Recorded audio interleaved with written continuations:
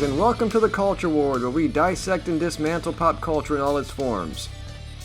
There are quite a few things going on in the world of pop culture this week, so I felt it was time to do another weekly wrap-up, our series where we look at the news without exerting too much effort.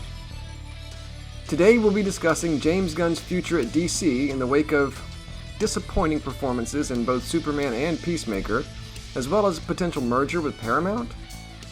So get ready to read the news with us on this edition of the Weekly Wrap-Up. Before we begin, please take a second to hit that subscribe button and help us grow the channel. As always, it really means a lot to us. And don't forget to like and share the video if you enjoy the content.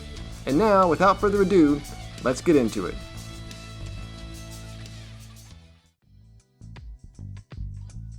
So, we probably all know James Gunn by now. He has been active in Hollywood since the early 2000s, writing, directing, and/or producing a wide range of films, including the live-action Scooby-Doo adaptation and its sequel, and perhaps most notably, the Guardians of the Galaxy movies in the Marvel Cinematic Universe, which kind of made him a household name. In 2018, after several of James Gunn's old insensitive and/or provocative statements were dug up and published online, Disney cut ties with him, drawing heavy criticism from prominent celebrities and media outlets.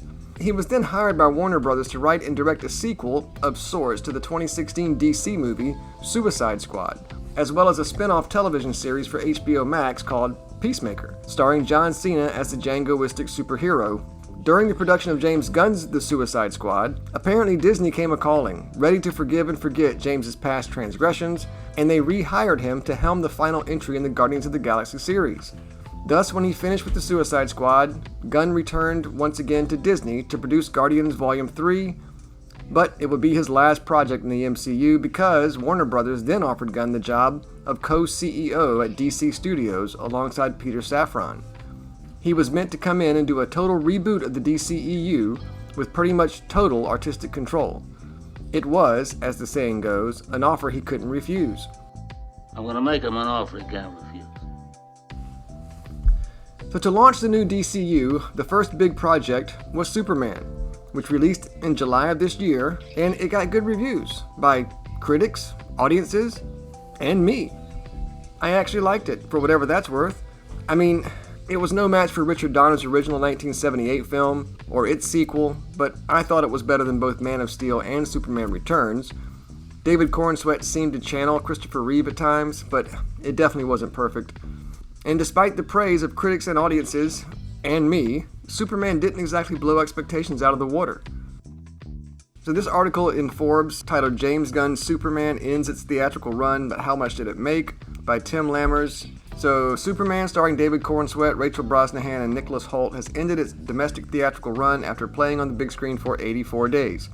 Directed by James Gunn, Superman marks the first release from DC Studios co-CEOs Gunn and Peter Safran's DC Universe. The film debuted in theaters on July 11th before it arrived on digital streaming on August 15th. And now it's on HBO Max as of September 19th. Superman officially ended its domestic theatrical run on October 2nd, when it earned $3,588 from 71 theaters, bringing the film's final North American box office tally to $354 million and some change, according to the numbers. Combined with the film's international ticket sales of $261 million, Superman's worldwide box office gross ended at $615,784,465, so roughly $616 million.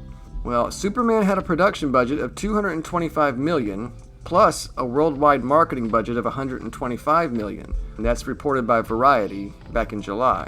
So given that films generally split their ticket sales 50-50 with theater owners, this means that Superman's theatrical net equates to nearly $308 million. That amount, of course, does not reflect any residuals that are being paid out or any other miscellaneous expenses associated with the film. Even going with the $308 million before taking the other expenses into account, Superman's net falls below the $350 million Warner Bros. Spent on the production of the film and marketing. So whether Superman will ultimately end up making or losing money, though, is yet to be determined, since Warner Bros. Will earn money from premium video on demand, streaming video on demand, and other revenue streams, including dollars earned from licensed merchandising. So while being the biggest superhero movie of the year, the reports indicate that it may have missed the break-even point by about $40 million or so. So kind of a disappointment, financially at least, when it kind of needed to be a blockbuster success. So the next project in the new DCU is Peacemaker Season 2 on HBO Max. James Gunn has touted this as an extremely important, must-see series that would serve as serious world building to set up future projects. I did a breakdown of Season 1 a couple months ago, you can see it up here, and I really enjoyed the show. In fact, this was actually one of the projects I was most excited for this year.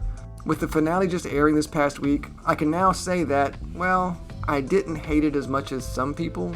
That's about the best I can do. So the first thing to note is the disconnect between the critics and a large portion of the audience. From the beginning, even before the first episode aired, critics praised the show. I mean, at one time it had a perfect 100% score on Rotten Tomatoes. At the same time, there's been a fair amount of complaining by fans. For instance, look at this article. Critics love it, viewers don't. Hollywood trades and entertainment blogs have been eager to describe Peacemaker as, quote, edgy, bold, and uncompromising. Gunn himself bragged in GQ that he had virtually no oversight from Warner Brothers, saying he could do, quote, whatever I want. Well, maybe that's the problem. Audiences didn't tune in for political commentary or heavy-handed messaging. They wanted superheroes, not lectures. Instead, Gunn filled Peacemaker Season 2 with bizarre moral parallels, linking Christianity to fascism, equating alternate Earth dictatorships with modern America, and turning once fun characters into mouthpieces for his own worldview. What might have been quirky fun in Season 1 has now become a political statement that alienates the very viewers DC needs to win back. And look, I agree with some of the criticism. There was a fair amount of political messaging in the show that I could have done without. Other parts suffered more from bad timing than bad messaging, in my opinion, such as the whole Universe X plotline, for instance. It didn't really even go anywhere. But there were other parts that were fun and interesting, and I guess it kind of set some things up for the future. I'm not going to get into the details of the show in this video. I may do a proper breakdown later if I have time. Just know that it definitely wasn't nearly as good as Season 1, but it wasn't as terrible as some people online have suggested either. What's more important here is the show's success. It didn't really have any. Despite the gushing reviews of the Access media, no one really tuned in. Let's take a look, shall we? Alright, so according to Marvin Montanaro, Peacemaker ratings are tanking, James Gunn's DC experiment is losing viewers and respect. So James Gunn might be calling fans racists, but it turns out audiences are calling him something else entirely, irrelevant. The new season of Peacemaker, once hailed as the bridge to Gunn's new DC universe, is flopping so hard in the ratings that it's not even charting on streaming. So the first thing we notice is that according to multiple reports, including data compiled by Nielsen and Samba TV, Peacemaker Season 2 is a non-factor on the streaming charts. The show hasn't cracked Nielsen's top 10, and as CosmicBook.news notes, not a single episode has shown up since its debut. Even Samba TV, which tracks viewership across millions of smart TVs, shows the series slipping fast, falling to number 16 among original streaming shows by episode 4. That's a massive drop-off for what Warner Bros. Discovery was reportedly positioning as the connective tissue between Gunn's Superman film and his new Gods and Monsters slate. When a show tied directly to your cinematic reboot can't even appear in the same charts as the Great British Baking Show, something has gone seriously wrong. Warner Bros. Discovery has been betting big on James Gunn as both creative architect and brand savior, but after The Flash, Blue Beetle, and Aquaman 2, films that were in production before Gunn took the reins, the company needed a win. Superman was a modest theatrical win, and Peacemaker was supposed to be the TV ratings smash this fledgling universe needed. Instead, they're getting silence. No viewership celebrations, no record-breaking headlines, no marketing victory lap. Just the quiet thud of a once promising property disappearing from the charts. Alright, so what does this mean? Well, we know James Gunn has several more DC projects in the pipeline, including Supergirl, which is set to release next spring, and Clayface next September. And then there's the kind of sequel to Superman, Man of Tomorrow, set in 2027, along with several other projects that it seems Gunn might be trying to fast track, because there's a new potential development that may put it all in jeopardy. A potential buyout of Warner Brothers by Paramount. Alright, this is the big news. The headline of the article is James Gunn out at DC as Warner Brothers sale nears. So James Gunn is reportedly set to leave his role overseeing the DC universe as the sale of Warner Brothers Discovery approaches, according to sources close to the situation. The ongoing struggles of DC projects, such as the underperforming Superman film and the disappointing reception of Peacemaker Season 2, have intensified scrutiny of Gunn's leadership and the future direction of the DCU. Superman's poor box office performance, especially compared to Zack Snyder, signals a troubling trend. Additionally, Peacemaker 2 failed to attract a strong fan base. Creature Commandos struggled to gain traction, missing Nielsen ratings. Okay, so behind the scenes, leadership changes expected with Warner Bros. Discovery acquisition. Insiders reveal that if David Ellison of Skydance and Paramount acquires Warner Bros. Discovery, Mike DeLuca will assume control of the DCU, signaling a fresh start. DeLuca, alongside Pam Abdi, recently renewed contracts with Warner Bros. Amid the sale rumors, positioning them as leading candidates under Ellison's ownership. Warner Bros. Discovery CEO David Zaslav is reportedly installing executives favored by Ellison to manage the transition. Now, Gunn has shifted focus away from his initially planned Gods and Monsters storyline, instead emphasizing the Superman family saga. This pivot is believed to reflect Gunn's awareness of limited time before the sale and waning studio support for his vision, as filmmakers reportedly resist his interference and prefer to pursue their own creative angles. Mike DeLuca's vision and impact on DC's future. DeLuca's credentials are notable. He discovered screenwriter David S. Goyer, famed for Blade, Man of Steel, and Christopher Nolan's Dark Knight trilogy, and has overseen major franchises including The Conjuring and Minecraft adaptations.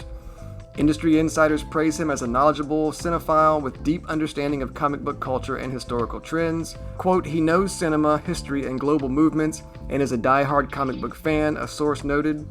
Gunn's controversial run, perceived as divisive and alienating by fans, has only deepened internal friction. Industry watchers see Gunn's actions as a final phase before the sale, with the current slate serving more as transitional content aimed at maintaining DC's market presence rather than building a lasting universe. James Gunn's impending exit marks a significant turning point for the DCU amid the Warner Bros. Discovery sale. Fans can expect a reset under Mike DeLuca's leadership, with new creative strategies and potentially a more traditional tone. This shift may distance DC from Gunn's divisive and experimental narratives, aiming to rebuild fan trust and global appeal. So if the price is right, it looks like Warner Bros. May be under new management in the near future, with James Gunn's future in serious doubt. And I don't know how I feel about that. I would never regard myself as a Gunn bro, but I generally enjoy most of his movies. And I was intrigued to see what he was able to do with DC going forward. It is important to note this sale has not happened yet. Apparently Warner Bros. Just rejected an offer, so I don't know where they are on this process, but yeah. So apparently, if Warner Bros. Does get bought out by Paramount, James Gunn will most likely be out, and another new DC reboot will be incoming. So it'll be the fourth reboot of this franchise in the last 10 years. I don't know if that's good for business either, but I guess we'll see what happens. Well, what do you think? Do you think James Gunn's DCU still has potential, or do you think he's already on borrowed time? Do you think it'll be good to reboot the DCU yet again? Join the conversation in the comments below. And that brings us to the end of another installment of the weekly wrap-up here in the Culture Ward. What did you think of the news stories? Are there other stories that we missed, or ones that you want us to delve into next time? Let us know in the comments. As always, thank you so much for watching. Please like and subscribe if you enjoyed the video. Bye for now. We hope to see you next time in the Culture Wars.